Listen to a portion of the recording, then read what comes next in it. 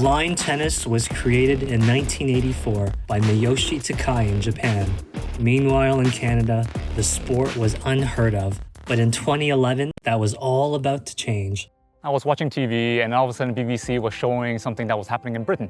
And me being a tennis lover and lover of many sports, I said, whoa, what is this?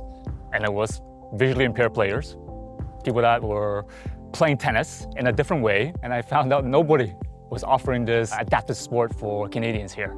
So I began contacting a number of different blind sporting organizations to see if perhaps they would be interested. I spent probably a year and a half, close to 2 years, just getting no's from everyone. Without any willing partners, the dream of starting blind tennis in Canada seemed to be fading, until a conversation at Alan's church changed everything. The church spoke to one another, the elders, and eventually said, you know what, come to a meeting, present it, and we'll see what happens. So I presented the concept, what it would mean, and they said yes. So in the 2011 summer, we ran a couple of sessions. I can't remember exactly what happened, it's quite a long time ago, but I think the sensation was like, whoa, this can happen, and it's happening here. Alan saw an incredible opportunity to make a difference and invited his community along for the journey. My name is Jerome Chan, and I coordinate the tennis program here.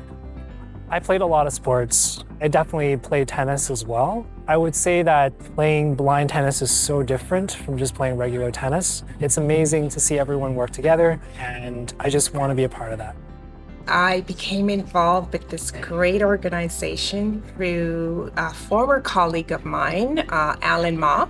And he reached out and asked if I was interested in helping out. I happily obliged, and here I am coaching blind tennis, and I'm loving it.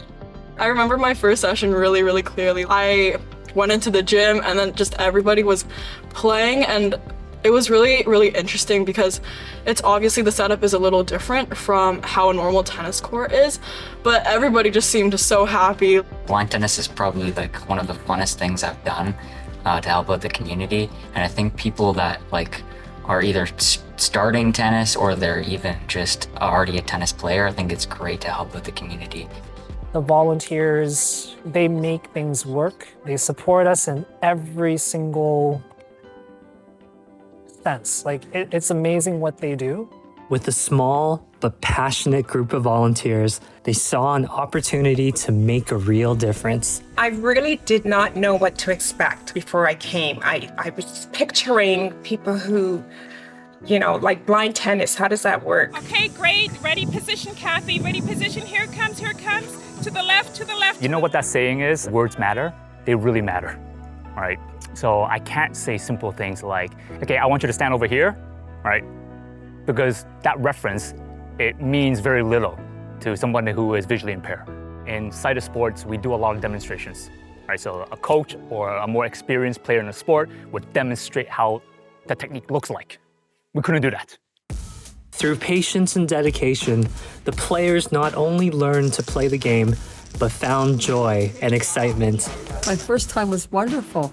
The volunteers were all so friendly and nice, and it was nice to learn a new sport. I love this tennis very much. It's very challenging, so that's where the fun is. When I play a really good rally, that is really exciting.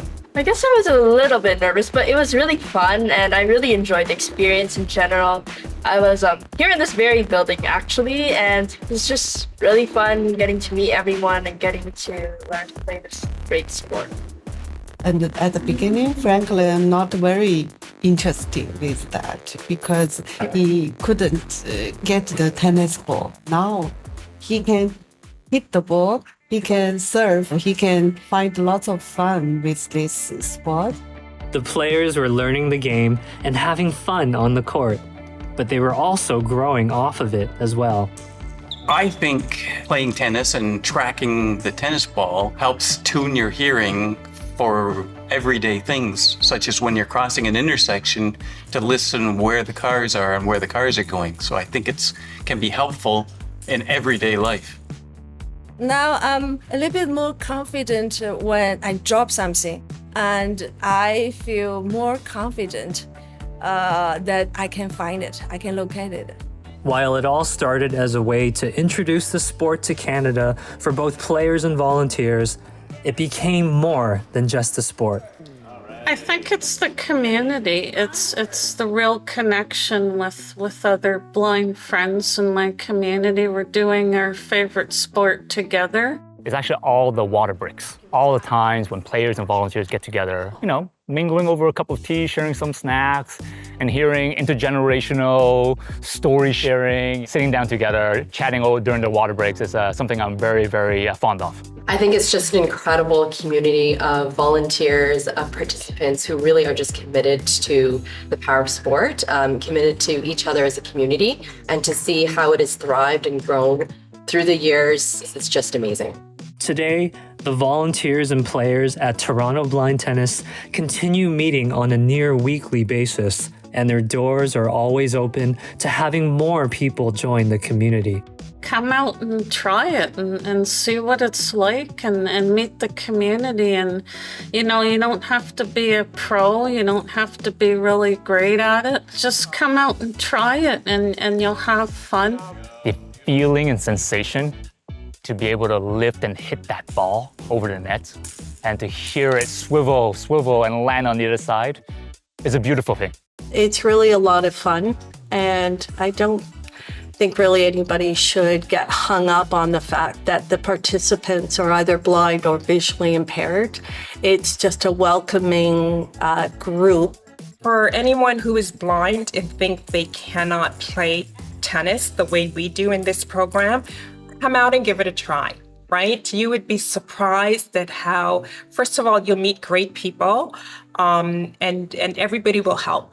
What started in Allen's church has grown into a program supported by the local community and beyond. My name is Yu Meng Heng. I'm the president of Iroquois Tennis Club. The purpose of running events at a community club are to raise the awareness of blind tennis and to allow the players to experience playing on the real full-size tennis court. We are very happy to introduce and develop blind tennis in the general community. Toronto Blind Tennis began with one person's vision of possibility. Today, it's a community that proves what can happen when we look beyond limitations.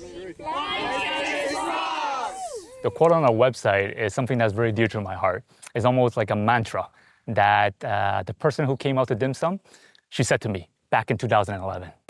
When people think of people with disabilities, they always think in terms of limitations.